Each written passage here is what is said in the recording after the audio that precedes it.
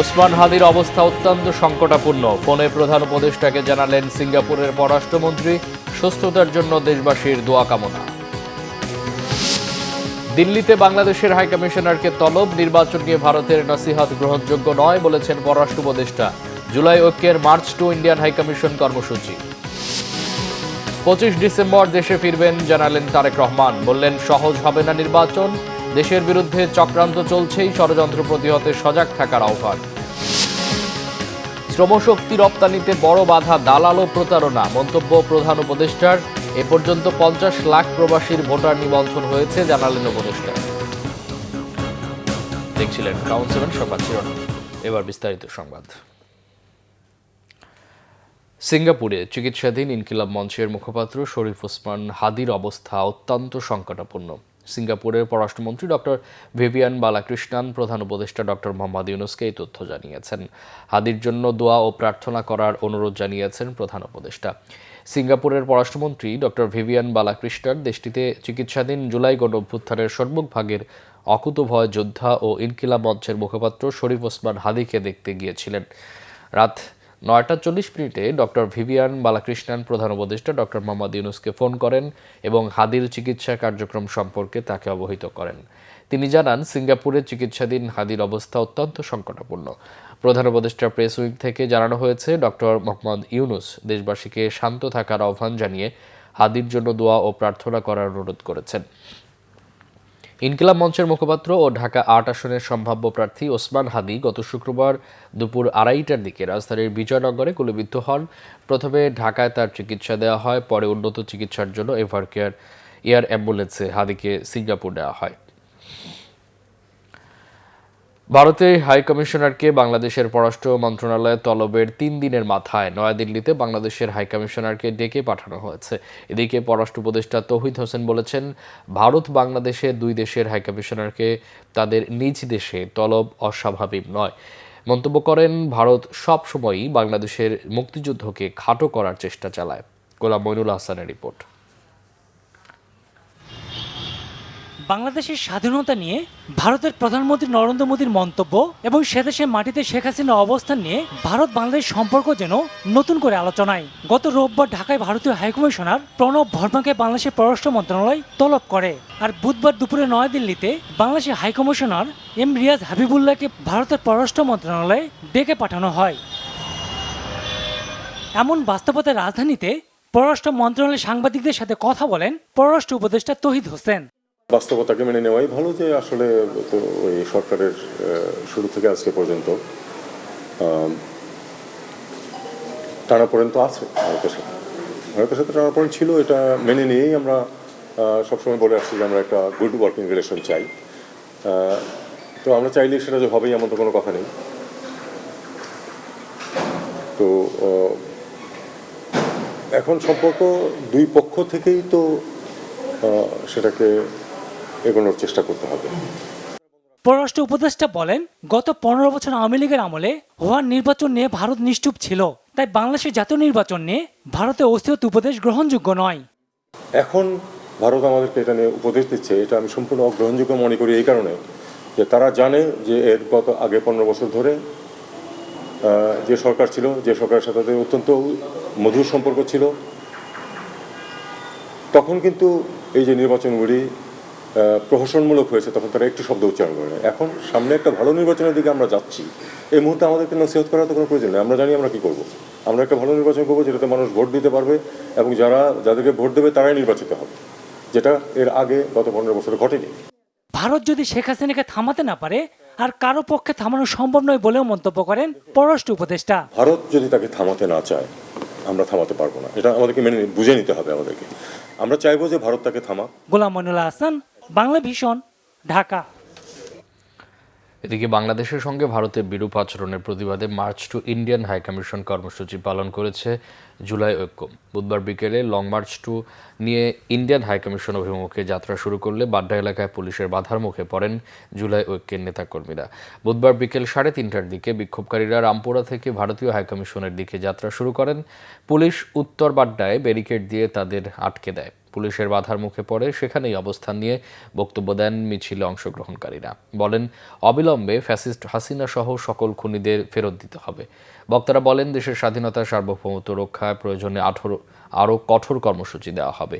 এর আগে ঢাকার বিভিন্ন এলাকা থেকে ব্যানার ও প্লেকার্ড নিয়ে তারা বিক্ষোভে যোগ দেন। এদিকে চলমান পরিস্থিতির কথা উল্লেখ করে দুপুর 2টা থেকে রাজধানীর যমুনা ফিউচার পার্কে অবস্থিত ভারতীয় ভিসা সেন্টার বন্ধ ঘোষণা করেছে ভারতীয় কর্তৃপক্ষ।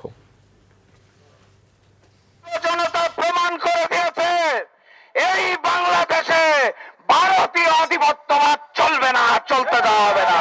এখন পর্যন্ত হাসিনাকে ফেরত আনার ব্যাপারে আপনার কোন চোখ রাঙানি আমাদের চোখে পড়ে নাই। সীমান্ত হত্যা হয়, আপনার কোন চোখ রাঙানি আমরা দেখি নাই। যদি এইভাবে চালাইতে থাকেন তাহলে আপনার পদত্যাগের দাবিতে পররাষ্ট্র মন্ত্রণালয় ঘেরাও করতে আমরা বাধ্য হব। যদি জুলাইয়ের সক্রিয় নিরাপদ না থাকে, যদি বাংলাদেশ নিরাপদ না থাকে, যদি আমাদের সহযোদ্ধারা নিরাপদ না থাকে, আমরা কাউকে নিরাপদ থাকতে দিব না। আমাদের সাথে যে বন্দি বিনিময় চুক্তি আছে, সেই চুক্তির পরিপ্রেক্ষিতে সকল খুনি এবং যারা পলাতক আসামি আছে স্বৈরাচার সরকারের এবং সামরিক বাহিনীর, তাদের সকলকে ফেরত দিতে হবে অতি দ্রুত। 25 ডিসেম্বর তিনি দেশে ফিরবেন জানিয়েছেন বিএনপির ভারপ্রাপ্ত চেয়ারম্যান তারেক রহমান। তার বিদায়ের দিন যেন কেউ বিমানবন্দরে উপস্থিত না হন, সেজন্য যুক্তরাজ্য বিএনপির নেতাকর্মীদের প্রতি আহ্বান জানান তিনি। বলেন, নেতাকর্মীরা বিমানবন্দরে ভিড় করলে বিশৃঙ্খলা সৃষ্টি হতে পারে, এতে দেশের ভাবমূর্তি ক্ষুণ্ণ হওয়ার আশঙ্কা রয়েছে। তারেক রহমান বলেন, বিএনপি দৃঢ়ভাবে বিশ্বাস করে যে আগামী জাতীয় নির্বাচনে জনগণের সমর্থন নিয়ে বাংলাদেশ জাতীয়তাবাদী দল সরকার গঠন করতে সক্ষম হবে। আরও জানাচ্ছেন জাহাঙ্গীর আকন্দ। দীর্ঘ প্রায় 18 বছরের নির্বাসিত জীবনের অবসান ঘটিয়ে দেশে ফেরার প্রহর গুনছেন বিএনপির ভারপ্রাপ্ত চেয়ারম্যান তারেক রহমান। তার দেশে ফেরা নিয়ে নানা গুঞ্জন থাকলেও এবার তিনি নিজেই জানিয়ে দিলেন কবে বাংলাদেশে আসছেন। মহান বিজয় দিবসে লন্ডনের দ্য সিটি প্যাভিলিয়ন হলে আলোচনা সভা করে যুক্তরাজ্য বিএনপি। সেখানে প্রধান অতিথির বক্তব্যে দেশে ফেরার বিষয় নিয়ে বক্তব্য দেন তারেক রহমান। 25 তারিখে ইনশাআল্লাহ আপনাদের দয়া আল্লাহর রহমতে আমি দেশে ফিরে যাব। কিন্তু এখানে উপস্থিত, এই ঘরে উপস্থিত প্রত্যেকটি মানুষের কাছে আমার অনুরোধ, দয়া করে কেউ আপনারা এয়ারপোর্টে সেদিন যাবেন না। কারণ এয়ারপোর্টে গেলে একটি হট্টগোল তৈরি হবে এবং মানুষ জানবে যে এরা সব বাংলাদেশি এবং দেশের সুনাম নষ্ট হবে, দলের সুনাম নষ্ট হবে। আমার আজকের এই অনুরোধ যারা রাখবেন, আমি ধরে নিব তারা দল এবং সর্বোপরি দেশের সম্মানের প্রতি মর্যাদা রাখবেন। আমার মানা করা সত্ত্বেও, আমার অনুরোধ করার পরেও যারা যাবেন, আমি ধরে নিতে বাধ্য হব যারা ব্যক্তিগত স্বার্থের জন্য সেখানে গিয়েছেন। বিএনপির ভারপ্রাপ্ত চেয়ারম্যান বলেন, দেশের ছাত্র, শিক্ষক, ব্যবসায়ী, কৃষক, শ্রমিক, পেশাজীবী, নারী, শিশু, গৃহিণী সহ সর্বস্তরের মানুষ ফ্যাসিবাদের বিরুদ্ধে রাজপথে নেমে আসায় স্বৈরাচার সরকার ক্ষমতা ধরে রাখতে পারেনি। আমরা 5ই আগস্ট যেই স্বৈরাচারকে বাংলাদেশ থেকে বিদায় করেছি, ঝেঁটিয়ে বের করে দেওয়া হয়েছে দেশ থেকে, জনগণের ভয় যে পালিয়ে গিয়েছে দেশ থেকে, এটির অর্জন কোনো রাজনৈতিক দলের নয়, এটির অর্জন সম্পূর্ণভাবে বাংলাদেশের সাধারণ মানুষের ক্রেডিটে। আগামী যে সময়টা আসছে, এটা কিন্তু একটা পরিবর্তনের সুযোগ। আমরা যদি এইবার দেশটাকে পরিবর্তন করতে পারি, তাহলে আমরা এগিয়ে যাব। ষড়যন্ত্র চলছে, তাদের ষড়যন্ত্র কিন্তু থেমে নেই।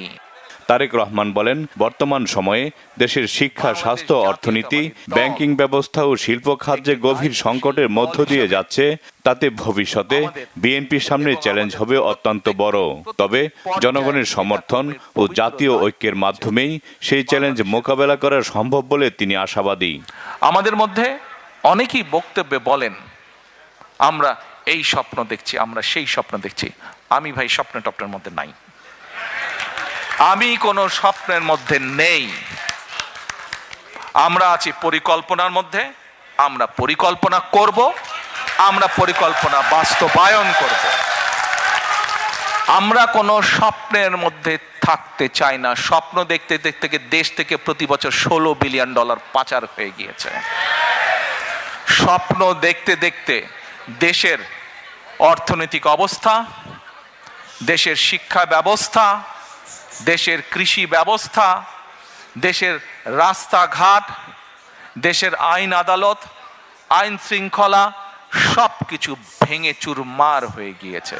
আমরা দৃঢ়ভাবে বিশ্বাস করি যে ইনশাল্লাহ আগামী ফেব্রুয়ারি মাসে যে নির্বাচন, সেই নির্বাচনে বাংলাদেশের মানুষের সমর্থন নিয়ে বাংলাদেশ জাতীয়তাবাদী দল সরকার গঠন করতে সক্ষম হবে। এক মিনিট, সমস্যা তো তারপরে, বিপদ কিন্তু তারপরে। আপনারা যারা খুব খুশিতে তালি দিলেন, হ্যাঁ খুশি আপনারা হতেই পারেন। দেশের মানুষের সমর্থন নিয়ে যদি আমরা ইনশাল্লাহ সরকার গঠন করতে পারি, অবশ্যই আমরা দেশের মানুষের কাছে প্রতি যেরকম আমাদের কৃতজ্ঞতা থাকবে, একইভাবে তাদের কাছে আমাদের দায়বদ্ধতা থাকবে, জবাবদিহিতা থাকবে। আমরা বিশ্বাস করি, আমরা শহীদ জিয়া, দেশনেত্রী খালেদা জিয়ার সৈনিক যারা, আমরা বিশ্বাস করি ইনশাল্লাহ মানুষের সমর্থন নিয়ে আমরা সরকার গঠন করতে সক্ষম হব। কিন্তু সামনের পথ অসম্ভব কঠিন। তারেক রহমান বলেন, গণতন্ত্র পুনরুদ্ধারের আন্দোলনে প্রবাসীরা গুরুত্বপূর্ণ ভূমিকা রেখেছেন। যুক্তরাজ্যে বসবাসরত বাংলাদেশিদের অব্যাহত সমর্থনের জন্য ধন্যবাদ জানান তিনি। বাংলাদেশ জিন্দাবাদ, বাংলাদেশ জাতীয়তাবাদী দল জিন্দাবাদ। আসসালামু আলাইকুম। জাহাঙ্গীর আকন্দ, বাংলা ভিশন, ঢাকা। এদিকে বিএনপির ভারপ্রাপ্ত চেয়ারম্যান তারেক রহমানের দেশে ফেরা উপলক্ষে অভ্যর্থনা কমিটি গঠন করা হয়েছে। এই কমিটির আহ্বায়ক করা হয়েছে বিএনপির স্থায়ী কমিটির সদস্য সালাউদ্দিন আহমেদকে। সদস্য সচিবের দায়িত্ব পেয়েছেন দলের জ্যেষ্ঠ সম্পাদক মহাসচিব রুহুল কবির রিজভী। অভ্যর্থনা কমিটিতে বিএনপির 10 বিভাগের সাংগঠনিক সম্পাদকরা ছাড়াও বিভিন্ন অঙ্গ সংগঠনের সভাপতি ও সাধারণ সম্পাদক এবং ঢাকা মহানগর উত্তর ও দক্ষিণের আহ্বায়ক ও সদস্য সচিবরা অন্তর্ভুক্ত রয়েছেন। তারেক রহমানের প্রত্যাবর্তন ঘিরে করণীয় নির্ধারণে মঙ্গলবার বিকেলে অভ্যর্থনা কমিটির প্রথম বৈঠক অনুষ্ঠিত হয়। এতে অভ্যর্থনা আয়োজনের সামগ্রিক কর্মপরিকল্পনা নিয়ে আলোচনা করেন কমিটির সদস্যরা। এর আগে সোমবার গুলশানে চেয়ারপারসনের কার্যালয়ে বিএনপি ও সহযোগী সংগঠনগুলোর যৌথ সভা অনুষ্ঠিত হয়। সেখানে তারেক রহমানকে কিভাবে স্বাগত জানানো হবে সেই বিষয়ে বিস্তারিত আলোচনা হয়। দলীয় সূত্র জানায়, ঢাকায় পৌঁছানোর পর তারেক রহমান প্রথমে এভার কেয়ার হাসপাতালে যাবেন। সেখানে তার মা ও বিএনপি চেয়ারপারসন বেগম খালেদা জিয়ার চিকিৎসা চলছে। ঢাকা অবস্থানকালে তারেক রহমান গুলশান অ্যাভিনিউয়ের 196 নম্বর বাসায় উঠবেন বলে জানিয়েছেন দলের একাধিক সূত্র। ওই বাসার পাশেই ফিরোজায় কয়েক বছর ধরে বসবাস করছেন বেগম খালেদা জিয়া।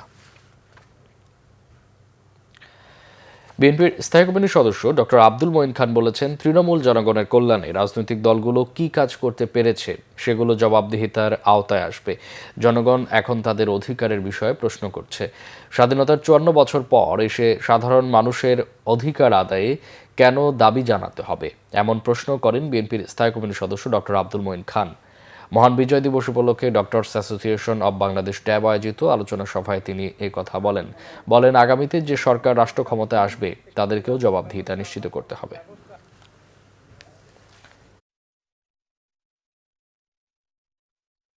দেশের তৃণমূল পর্যায়ের মানুষের সঙ্গে জীবনের অর্ধেকের বেশি সময় কাটিয়ে এখন আমি মাঝে মাঝে প্রশ্ন করি যে আমরা মানুষ আমাদের নেতা বলে, আমরা নেতৃত্ব দেই বলে দাবি করি, আমরা দেশ পরিচালনার দায়িত্বে যাই, মানুষ আমাদের ভোট দেয়, তারপরেও আসলে মানুষের সত্যিকার কল্যাণে আমরা কতটুকু কী করতে পেরেছি, আমি সেই প্রশ্ন নিজেকে করি। এবং আমি বিশ্বাস করি আগামীতে যে সরকার বাংলাদেশে আসবে তাদেরকে কিন্তু সেই প্রশ্ন নিজেদেরকে করতে হবে। প্রধান উপদেষ্টা ডক্টর মোহাম্মদ ইউনূস বলেছেন, বিদেশে শ্রমশক্তি রপ্তানির ক্ষেত্রে বড় বাধা দালালদের প্রতারণা ও সিন্ডিকেট। এই সংকট দূর করতে সরকার কঠোর হচ্ছে বলে জানিয়েছেন তিনি। প্রবাসী দিবস উপলক্ষে রাজধানীতে আলোচনা অনুষ্ঠানে ডক্টর মোহাম্মদ ইউনূস এমন মন্তব্য করেন। তরুণ সমাজকে জনশক্তিতে রূপান্তরে সরকার সর্বাত্মক ব্যবস্থা নিচ্ছে বলেও জানান প্রধান উপদেষ্টা। রিপোর্ট সৈয়দ আব্দুল মুহিতের। দেশের অর্থনীতির অন্যতম চালিকা শক্তি প্রবাসী আয়। চলতি অর্থবছরে রেমিটেন্স এসেছে $30 বিলিয়ন, যা দেশের ইতিহাসে সর্বোচ্চ। এমন পরিস্থিতিতে আন্তর্জাতিক অভিবাসী দিবস ও প্রবাসী দিবস পালন করছে বাংলাদেশ। এ উপলক্ষে রাজধানীর ওসমানী স্মৃতি মিলনায়তনে বক্তব্য দেন প্রধান উপদেষ্টা ডক্টর মোহাম্মদ ইউনূস সহ অন্যরা। প্রধান উপদেষ্টা তার বক্তব্যে বলেন, প্রবাসীদের এত অবদানের পরও দালাল চক্রের হাতে জিম্মি হয়ে আছেন। এটা করতে গিয়ে দেখা গেল এর দালালি, সিন্ডিকেট, কে কার টাকা মেরেছে, আসলে ঘটনা অত পরিষ্কার না। পুরো জগৎটাই হলো দালাল বেষ্টিত জগৎ। আসল খবর কার কাছে বোঝা মুশকিল, কে কার থেকে কি কারণে টাকা নিচ্ছে বোঝা মুশকিল। সরকার অনেক দূরে এটার থেকে, ভেতরে ঢোকার ক্ষমতা সরকারের নাই, এখনো হয়নি, আশা করি একদিন হবে। এই হলো মানুষ যারা বিদেশ যেতে চাচ্ছে তাদের কপাল। ওই যে শব্দটা ম্যাজিক ওয়ার্ড যেটা উল্লেখ করলাম, ওইটাই হলো আসল দালাল। এই দালাল থেকে সবকিছু উৎপত্তি হচ্ছে। সে কাগজপত্র তার কারখানাতেই তৈরি হয়ে গেল সবকিছু, দেশের সঙ্গে তার কোনো সম্পর্ক নেই।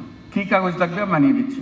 অভিবাসন ব্যয় কমানো ও সাধারণ মানুষের বিদেশ যাওয়ার ক্ষেত্রে সিন্ডিকেট ভাঙতে নানামুখী পদক্ষেপের কথা জানান সরকার প্রধান। পৃথিবীতে তারুণ্যের অভাব, আর আমরা হলাম তারুণ্যের খনি। এটা আমাদের মাথায় ঢুকতেছে না। এটা সোনার খনির চেয়ে তো বেশি গুরুত্বপূর্ণ। সারা দুনিয়াতে তরুণদের সন্ধানে আছে। আমাদের 18 কোটি লোকের মধ্যে 9 কোটি লোকের বয়স 27 বছরের কম। এর থেকে তরুণ জনসংখ্যা কোথায় পাবে? সারা দুনিয়াকে আসতে হবে এখানে, কিন্তু আমাদেরকে তৈরি হতে হবে। তৈরি থাকলে যে কোনো জায়গায় যেতে চান, সাধ্য সাধনা করে তাদেরকে নিয়ে যাবে। অনুষ্ঠানে আসছে নির্বাচনে ভোট দিতে এখন পর্যন্ত 50 লাখ প্রবাসীর নিবন্ধনের কথা জানিয়েছেন প্রবাসী কল্যাণ উপদেষ্টা। সৈয়দ আব্দুল মুহিত, বাংলা ভিশন, ঢাকা। 24-এর ডামি নির্বাচনে যারা অংশ নিয়েছিলেন তারা যেন 26-এর নির্বাচনে প্রার্থী হতে না পারে সে বিষয়ে নির্বাচন কমিশনকে লিগ্যাল নোটিশ দিয়েছেন বৈষম্য বিরোধী ছাত্র আন্দোলনের নেতারা। আসন্ন ত্রয়োদশ জাতীয় সংসদ নির্বাচন পর্যবেক্ষণে প্রায় 200 বিদেশি পর্যবেক্ষক বাংলাদেশে আসতে পারেন বলে জানিয়েছেন নির্বাচন কমিশনের সিনিয়র সচিব আক্তার আহমেদ। বুধবার রাজধানীর আগারগাঁওয়ে নির্বাচন ভবনে নিজ কার্যালয়ের সামনে সাংবাদিকদের সঙ্গে আলাপকালে এই তথ্য জানান ইসি সচিব। বলেন, নির্বাচন পর্যবেক্ষণের বিষয়ে ইউরোপীয় ইউনিয়ন, বাংলাদেশের পররাষ্ট্র মন্ত্রণালয় ও নির্বাচন কমিশনের মধ্যে একটি প্রশাসনিক চুক্তি সম্পাদিত হয়েছে। এই চুক্তির আওতায় ইইউ একটি প্রতিনিধি দল বাংলাদেশে পাঠাবে। বৈষম্য বিরোধী ছাত্র আন্দোলনের নেতারা বলেন, হাদির উপর হত্যা চেষ্টার ঘটনা প্রমাণ করে যারা জুলাই আন্দোলনে অংশ নিয়েছে তারা এখন জীবন মৃত্যুর সন্ধিক্ষণে। হাদির মতো ঘটনার যেন পুনরাবৃত্তি না হয় সেজন্য আইনশৃঙ্খলা বাহিনীকে সতর্ক থাকার আহ্বান জানান বৈষম্য বিরোধী ছাত্র আন্দোলনের নেতারা। ঢাকা 6 আসনের বিএনপির মনোনীত প্রার্থী ইশরাক হোসেন বলেছেন, যে রাজনৈতিক দল বাংলাদেশের মুক্তিযুদ্ধকে বিকৃত করবে দেশের জনগণ তাদেরকে ক্ষমা করবে না। আগামী নির্বাচনে জনগণের প্রত্যক্ষ ভোটের মাধ্যমে জনপ্রতিনিধি হবে এমন প্রত্যাশার কথাও জানান ইশরাক হোসেন। মহিবুল্লাহ মহিবের রিপোর্টে বিস্তারিত। বুধবার রাজধানীর ওয়ারিতে জিয়া শিশু কিশোর মেলার উদ্যোগে মহান বিজয় দিবস উপলক্ষে এক আলোচনা সভা ও সাংস্কৃতিক অনুষ্ঠানে অংশ নেন ঢাকা 6 আসনের বিএনপি মনোনীত প্রার্থী ইশরাক হোসেন। এ সময় ইশরাক হোসেন বলেন, কোনো রাজনৈতিক দল যদি বাংলাদেশের স্বাধীনতা এবং বিজয়কে অস্বীকার করতে চায় তাহলে তাদের ইতিহাসের পাতায় ফিরে তাকানো উচিত।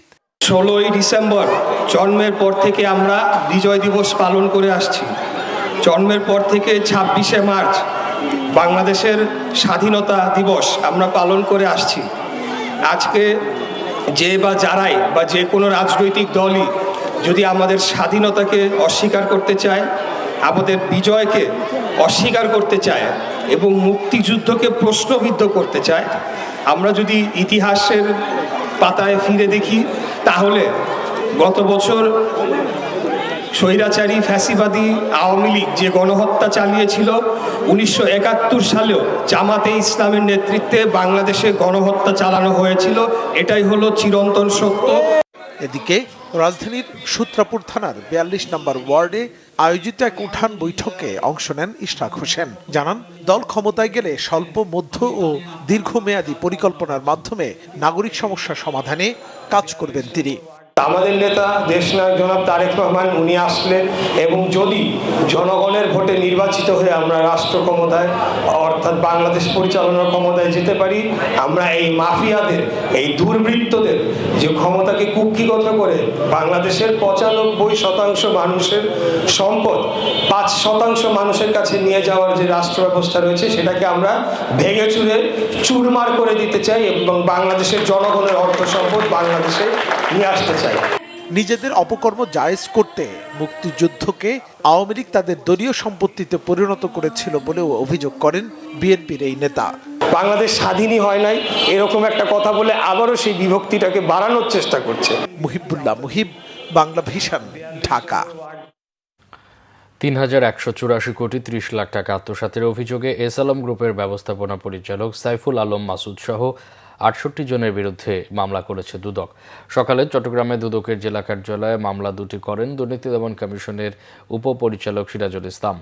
মামলায় বলা হয় ২০০৯ সাল থেকে ২০২৫ সালের ৬ মার্চ পর্যন্ত ব্যাংকটির চট্টগ্রামের আগ্রাবাদ শাখা থেকে প্রতারণার মাধ্যমে বিভিন্ন সময় ২,০৩২ কোটি ৩০ লাখ টাকা ঋণ নিয়ে আত্মসাৎ করে S Alam refined sugar industries limited.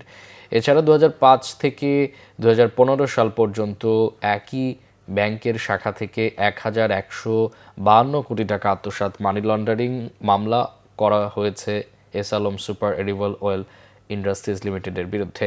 অর্থ আত্মসাতের সহযোগিতা করায় মামলা দুটিতে গ্লোবাল ট্রেডিং কর্পোরেশনের ব্যবস্থাপনা পরিচালক রাশেদুল আলম, পরিচালক ফারজানা বেগম, আব্দুস সবুর, জনতা ব্যাংকের সাবেক ব্যবস্থাপক কামরুল হাসান সহ ৬৮ জনকে আসামি করা হয়েছে।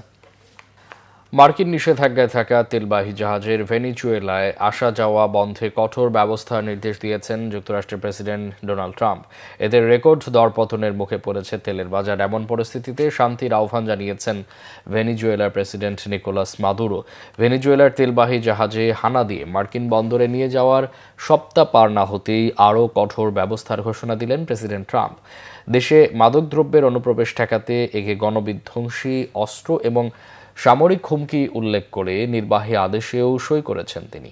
নিজের সামাজিক মাধ্যম ট্রুথ সোশ্যালে কড়া নির্দেশ দিয়ে ট্রাম্প বলেছেন, যেসব তেলবাহী জাহাজের উপর নিষেধাজ্ঞা আছে সেগুলো যেন ভেনিজুয়েলায় প্রবেশ ও বের হতে না পারে। স্পষ্ট জানিয়ে দিয়েছেন, ভেনিজুয়েলার রাষ্ট্র ক্ষমতায় বর্তমানে যিনি আছেন তাকে আন্তর্জাতিক সন্ত্রাসবাদী গোষ্ঠীর নেতা মনে করেন তিনি।